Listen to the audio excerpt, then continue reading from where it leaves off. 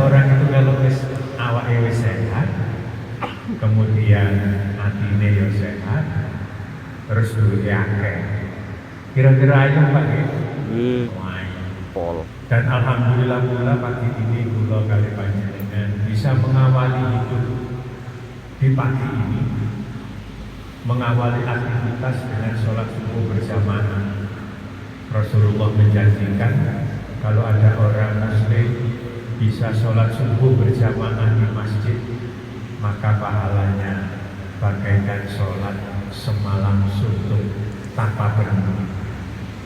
Setelah kita sholat subuh, kita ikuti kajian.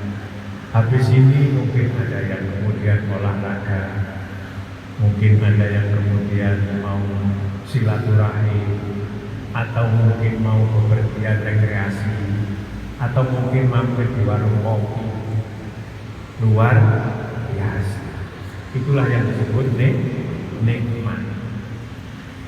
Bapak Ibu, ada fenomena dan realitas di masyarakat kita, mulai dari gempa di Jawa Barat, kemudian Gunung Semeru juga ikut erupsi, kemudian banjir banyak di kota-kota besar, dan masih banyak lagi, baik itu musibah yang menimpa diri kita itu dari diri kita ataupun dari alam semesta.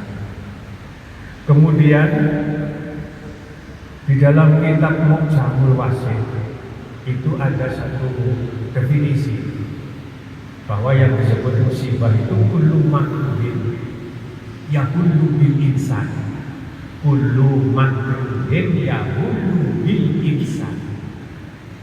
Jadi setiap apa saja yang menimpa seseorang, yang seseorang tersebut tidak suka, maka ini namanya musibah, Pak. Konsep ini kalau dibalik, berarti kullu makrubin yahullu bil insan, itulah nikmat. Apa saja yang menimpa seseorang, yang kemudian seseorang ini senang, suka, maka itu yang disebut nikmat. Jadi kalau musibah itu segala yang kita tidak suka, kalau nikmat sebaliknya, segala yang kita ini senang, suka, itu nikmat. Kita ini Bapak Ibu selama masih hidup di dunia sebagai seorang muslim, maka musibah dan nikmat ini akan terus kita hadapi sampai maut menjemput kita. Kalau tahunya kapan saja maut itu menjemput kita, semoga kita dalam keadaan husnul khotimah. Amin. Bapak Ibu, saya sering mendengar, bahkan menerima dalam postingan atau share-sharean di HP, di medsos, ada dua ungkapan yang menurut saya tidak tepat, bahkan salah. Yang pertama, ketika terjadi musibah, entah di Jawa Barat, entah di Jawa Timur, atau di mana saja, bahkan Putih Beliung di Sidoarjo banyak. Kemudian ada orang bilang bahwa ini adalah azab. Oh, Gusti Allah memberi azab kepada kita karena ini. Pernyataan ini harus kita luruskan, Bapak Ibu. Kenapa? Karena yang disebut azab atau iqab dalam Al-Quran, di dalam Al-Quran itu ada dua kalimat, yang pertama iqab, yang kedua azab. Makanya banyak kita jumpai ayat syadidul azab dan syadidul iqab. Kalau musibah ini berarti azab, kalau musibah ini berarti iqab, berarti siksa, itu adalah terjadi pada zaman Nabi sebelum Nabi Shallallahu Alaihi Wasallam, seperti umat Nabi Lut, seperti umat Nabi Nuh, seperti umat Nabi Musa, seperti umat Nabi Ibrahim, dan umat-umat Nabi yang lain, yang mereka ini telah ingkar yang melebihi batas. Karena keingkarannya telah melebihi batas di dunia, maka kemudian Allah tidak lagi menghendaki adanya di dunia. Allah tidak lagi menghendaki adanya di dunia, maka kemudian Allah memusnahkannya dari dunia. Dan inilah yang disebut adab. Kalau ini dimaknai adab, musibah ini itu tidak akan terjadi pada diri Nabi Shallallahu Alaihi Wasallam dan umatnya. Kenapa begitu, Pak?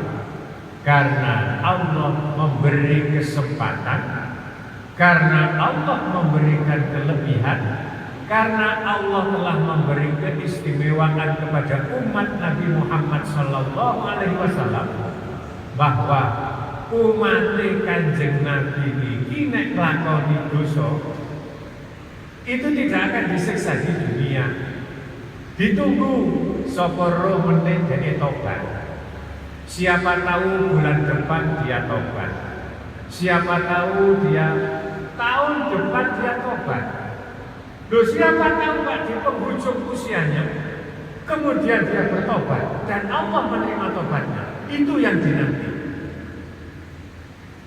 Kita ini banyak dosa, Pak. Mudah-mudahan kita ini masih diberi kesempatan oleh Allah untuk bertobat. Ini yang dimaksud ada di sini. Oleh karena itu berbahagialah kita sebagai umat Nabi Shallallahu Alaihi Wasallam. Sampai apa hadis? Andaikan ada orang yang mempunyai dosa seperti buih di lautan, dosane saking kei seperti buih di lautan. Apa Rasulullah? Nek mari sholat fardu disuruh membaca ayat kursi, disuruh membaca istighfar, disuruh membaca tasbih, takbir, maka Allah akan menghapuskannya itu. Begitu rahmat Allah. Lalu yang kedua, saya sering mendapat postingan, mendapat share-sharean bahwa ketika terjadi musibah ini, apakah puting beliung, apakah itu banjir, apakah itu erupsi gunung, apakah itu gempa, ada ungkapan bahwa Allah telah murka. Bapak Ibu, pernyataan ini harus juga kita luruskan. Kenapa? Gusti Allah itu sudah tidak lagi punya sifat murka. Sifat murkanya Allah telah terkalahkan dengan sifat kasih sayangnya. Makanya nanti sama golek iki tengene Asmaul Husna, boten enten Pak yang namanya bodoh. Kenapa begitu? Karena Rasulullah berjanji di dalam hadis qudsi. Hadis qudsi itu idenya dari Allah, redaksinya dari Nabi. Namanya hadis qudsi. Hadis qudsi itu cara penyampaiannya langsung dari Allah menembus kepada jantung hati Nabi tanpa Jibril. Maka ini yang disebut hadis qudsi. Apa bunyinya? Inna rahmati ghalabat ghadabi. Sungguh rahmatku telah mengalahkan sifat murkaku. Sungguh kasih sayangku telah mengalahkan sifat murkaku. Jadi Allah tidak mungkin marah, Allah tidak mungkin murka kepada kita. Loh Pak, kalau Allah tidak murka, ngapain kalau ada orang berbuat dosa? Ngapain kalau ada orang berbuat maksiat? Nek ono melakukan perbuatan keji dan mungkar, kenapa harus disiksa? Bukankah itu murka Allah? Bukan. Kalau itu bukan murka Allah, lalu apa? Kalau ada orang berbuat dosa, maksiat, ingkar, kemudian Allah memberikan siksa dan kelak akan memasukkannya ke dalam neraka, itulah yang disebut sifat adalah Allah, sifat keadilan Allah. Jadi kalau kita berbuat dosa disiksa itu bukan karena Allah murka, tapi itulah keadilan. Ketika kita berbuat amal soleh lalu Allah memberikan pahala dan surga, itulah yang disebut rahmat. Maka dengan demikian, jangan sampai kita menghujat Allah dengan ungkapan bahwa musibah yang terjadi pada diri kita, musibah yang terjadi pada masyarakat ini, musibah yang terjadi di kota-kota ini, itu adalah adab dan murka Allah. Hadirin, Kalau kita memaknai musibah itu minimal ada 3. Yang pertama, musibah sebagai azab yang tadi sudah saya ungkapkan. Dan ini hanya berlaku bagi umat-umat yang dahulu. Yang kedua, musibah itu sebagai teguran. Karena Allah masih mencintai hambanya. Hamba tersebut sekalipun dia berbuat dosa, ditegur, Pak. Ada orang dulunya ahli ibadah, seperti Sa'labah, sahabat Rasulullah. Sahabat itu saking melarati, saking miskinnya, dia habis sholat berjamaah di masjid begini, begitu salam langsung pulang, tanpa berzikir, tanpa berdoa. Nah, Rasulullah itu setiap kali habis ngimami sholat, kadang-kadang menghadap ke kiri, kadang-kadang menghadap ke kanan, kadang-kadang menghadap ke jamaah. Sehingga siapapun ketika itu habis salam, ada sahabat yang pulang meninggalkan tempat, Rasulullah tahu. Jamaah kakek. Masjid Nabi ya sekarang raudhah itu kecil, beda dengan sekarang yang jamaahnya seperti ini. Sa'labah itu setiap habis salam dia pulang. Suatu saat ditanya sama Rasul, Sa'labah, ada apa ya Rasul? Kenapa kamu ini aku lihat setiap kali habis salam dalam sholat kamu mesti langsung pulang? Jawabnya di luar dugaan, Pak. Ya Rasul, sarung pakaian yang aku pakai ini ditunggu istri saya untuk sholat bergantian. Ya Allah, bapak-bapak ini, ibu-ibu ini luar biasa. Sholat subuh ada pakaian tersendiri, sholat zuhur ada sendiri, nang PKK ada sendiri, nang rapat ada sendiri. Ini namanya sudah luar biasa. Sementara banyak orang yang untuk mencari makan sepiring nasi aja dia susah. Sementara kita ini diberi nikmat oleh Allah yang luar biasa. Bapak Ibu, ini kemudian ditegur oleh Allah. Setelah Sa'labah ini kaya raya, ditegur oleh Allah diberi sakit. Ditegur oleh Allah sampai Rasulullah wafat, zakatnya itu Rasulullah tidak mau menerima. Kenapa? Ketika ia masih melarat, masih miskin, bajunya cuma satu, rajin ke masjid. Setelah ia menjadi kaya, lama-lama jarang ke masjid. Kayanya tambah lagi, nggak pernah ke masjid. Dia semakin menjadi miliarder, kambing dombanya ribuan. Kemudian ia bikin villa di sebuah gunung, sudah tidak lagi ke masjid. Disinilah kemudian Allah masih mencintai hamba tersebut, ditegur kemudian diberi sakit sampai ia miskin lagi. Lalu yang kedua, musibah itu harus kita maknai sebagai ujian. Wa idh ibtala Ibrahim rabbuhu bi kalimatin fa atammahu. Nabi Ibrahim itu diuji oleh Allah. Diuji, Pak, dan ujiannya sangat berat. Disuruh menyembelih putranya yang bernama Ismail. Diono, Pak. Ujian seberat itu kalau bukan kepada Nabiullah Ibrahim Khalilullah. Diuji oleh Allah, disuruh menyembelih putranya. Dituruti sama Ibrahim. Begitu putranya ini mau disembelih, disetop oleh Allah. Cukup Ibrahim, cukup. Dari ujian yang maha berat ini, kemudian Allah menyematkan satu predikat yang tidak pernah diberikan kepada makhluk siapapun kecuali Ibrahim Khalilullah. Yang pertama, dari turunan Ibrahim lah ia kemudian disebut Abul Anbiya, bapak para nabi. Dari beliau juga Allah menyematkan satu predikat derajat Khalilullah, kekasih Allah.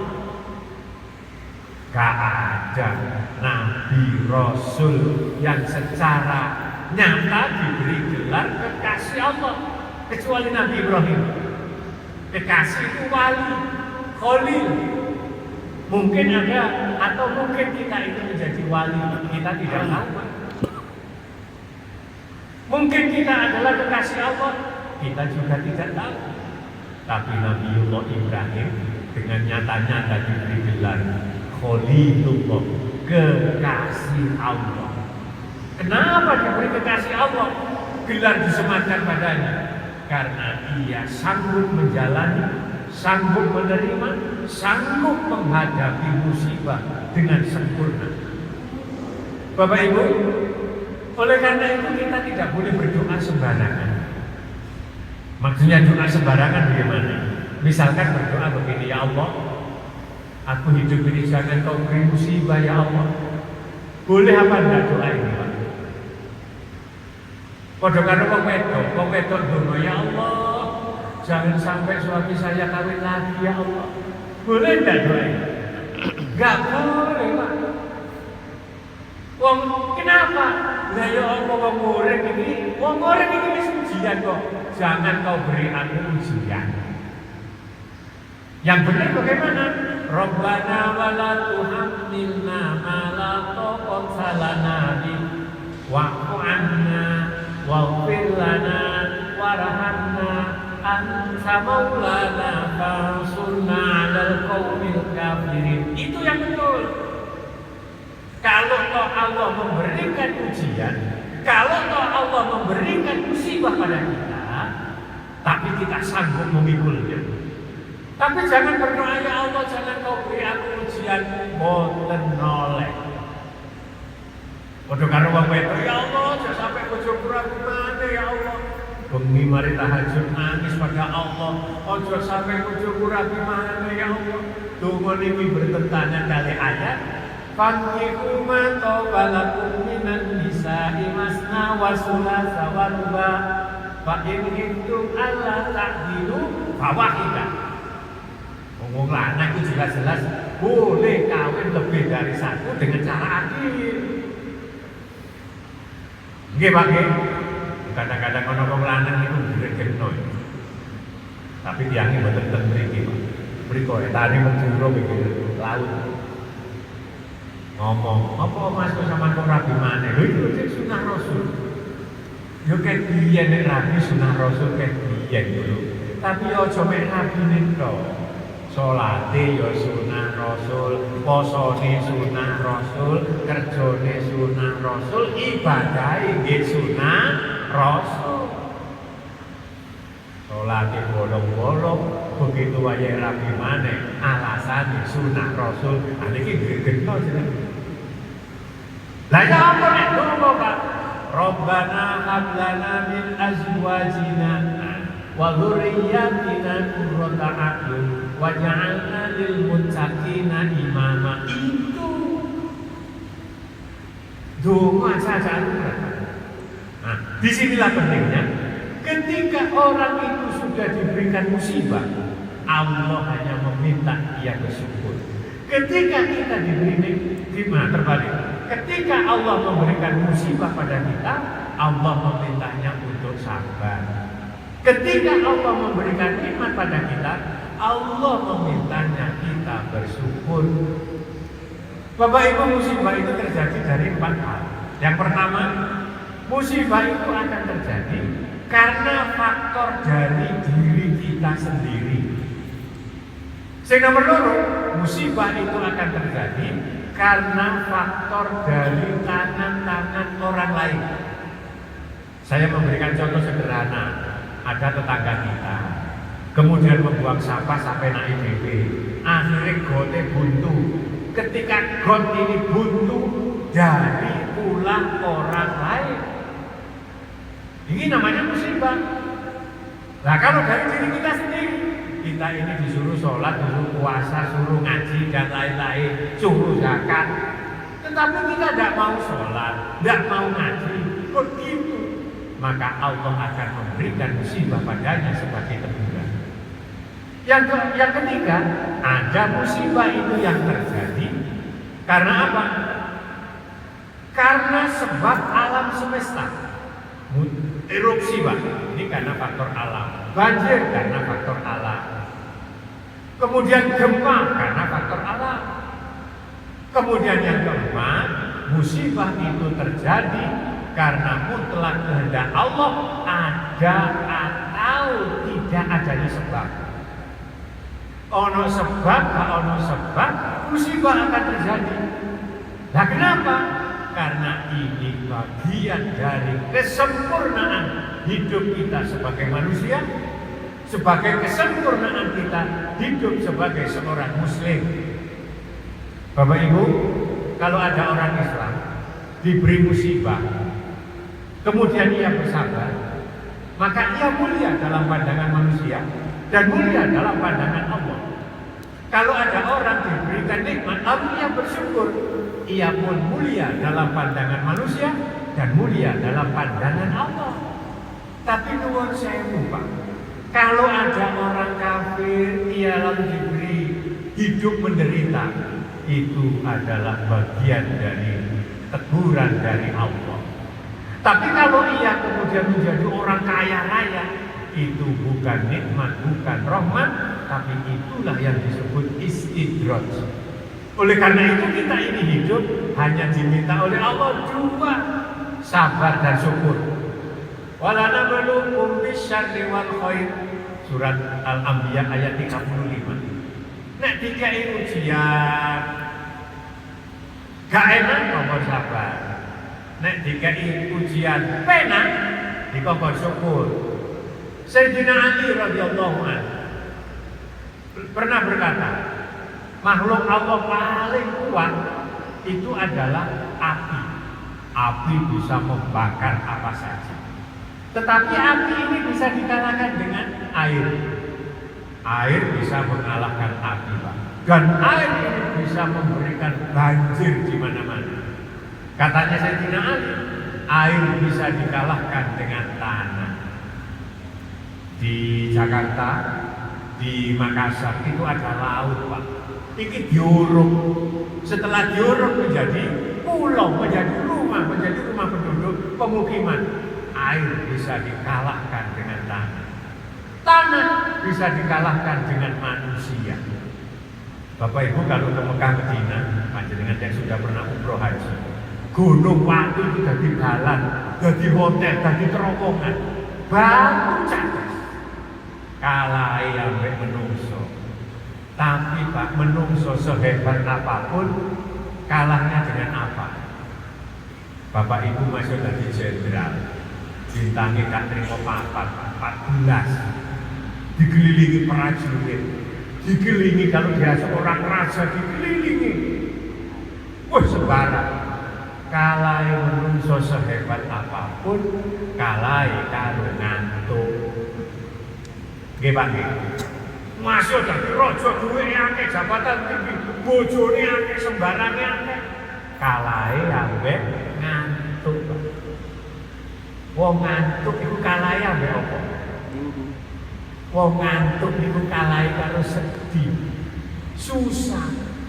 Ndi ana wong susah iso turu, Pak. Gak iso turu. Nggih. Bojo sampean minggat, oh stres waktu iku bolong-bolong. Ini tapi ingat Bapak Ibu, rasa susah, sedih, khawatir bisa dikalahkan dengan rasa sabar. Masih omong sedih kaya apa, nek iso atine nrimo iso sabar, turu atur Pak. Bojo minggat gak apa-apa, golek maneh. Lho nggih to? Apa sama stres? Bojo mati, radio maneh. Nggih to? Nek arek dhewe luwe mangan, Pak. Ngelak ombe, ngantuk, turu. Ngapain hidup stres? Nah, di sini kok cepenake Pak zaman konsep hidup. Lah terus piye? Inna auliya Allahi la khaufun alaihim wa la hum yahzanun. Wong murid itu sing garai stres, tidak pernah bahagia karena dalam jiwanya masih punya dua hal. Yang pertama rasa sedih, yang kedua rasa khawatir. Wong iku isone gak duwe rasa sedih, gak iso duwe khawatir nek wis cedhek nang Gusti Allah. Iki jenenge wali. Nah, siapa tahu di antara kita atau semua yang hadir ini adalah para wali-wali Allah Dan itulah nek wong nduk suwarga rasa sedih dan khawatirnya dicabut. Kalau kita di dunia sudah bisa menghilangkan rasa sedih dan khawatir, berarti sudah berada di surga, surga dunia. Luar biasa. Mudah-mudahan Bapak Ibu di pagi hari ini yang hadir di masjid yang mulia ini dijadikan oleh Allah orang-orang yang dekat kepada Allah, orang-orang yang bisa istiqomah dalam beribadah. Mudah-mudahan pula sisa umur kita barokah, rezeki kita barokah, rumah tangga kita sakinah mawaddah warahmah. Amin ya Allah. Anak cucu kita soleh-solehah. Kalau yang hadir ini ada yang sakit, keluarganya sakit, mudah-mudahan segera sembuh. Ada yang punya cita-cita mulia, Allah segera mengabulkan. Ada yang dilanda problem hidup yang sulit, Allah segera memberi jalan keluar. Mungkin masih ada di antara kita ini yang punya hutang banyak, Allah segera memberikan kemampuan untuk bisa segera melunasinya. Yang belum punya anak, cucu, menantu, Allah segera memberikannya yang baik. Ada yang belum ketemu jodohnya di antara kita, keluarga kita, Allah segera memberikan jodoh yang baik, jodoh yang bisa menghantarkannya ke jenjang pintu surga. Anak cucu kita yang masih sekolah, kuliah, hidup di pondok pesantren, semoga ilmunya manfaat. Kita semua yang sudah haji tetap mabrur dan bisa kembali. Yang belum haji segera diberi kemampuan Allah untuk bisa ziarah Mekah Madinah di usia yang masih sehat. Allah mencatat kita calon-calon penghuni surga meninggal dalam keadaan husnul khotimah. Allahumma ja'al awsa'a rizqika alaina inda kibari sinina wa qita'i umurina. Allahumma rabbana ya muqallibal qulub sabbit qulubana ala dinika waqtim lana bi husnil khotimah. Rabbana atina fid dunya hasanah wa fil akhirati hasanah wa qina adzabannar. Wa sallim wa radhiyallahu ta'ala amma yasifun. Wa salamun alal mursalin walhamdulillahi rabbil alamin. Bapak Ibu